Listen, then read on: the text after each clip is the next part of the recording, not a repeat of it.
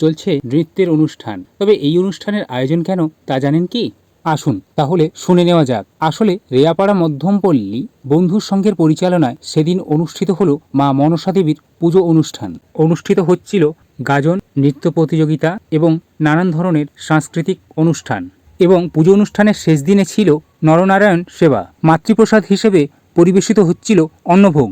সন্ধ্যাকালীন এই মাতৃভোগ গ্রহণ করতে উপস্থিত হয়েছিলেন হাজারো হাজারো ভক্ত।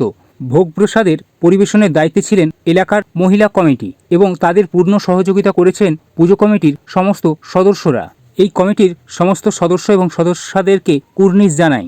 পরিবেশনকারী সমস্ত মহিলাবর্গদেরকে ব্লগার সৌরভের তরফ থেকে জানাই আন্তরিক ধন্যবাদ। এমন সেবাদানের মতন মহোদ্যোগের কারণে পুজো কমিটিকে ব্লগার সৌরভের পক্ষ থেকে অনেক অনেক শুভেচ্ছা রইল।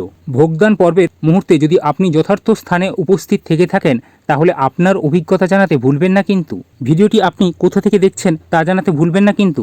যদি আপনি রেয়াপাড়া থেকে এই ভিডিওটি দেখে থাকেন তাহলে কমেন্টে আই লাভ রেয়াপাড়া লিখতে ভুলবেন না কিন্তু। পরবর্তী ভিডিও দেখার জন্য ব্লগার সৌরভের ইউটিউব চ্যানেলটি সাবস্ক্রাইব করে পাশে থাকুন।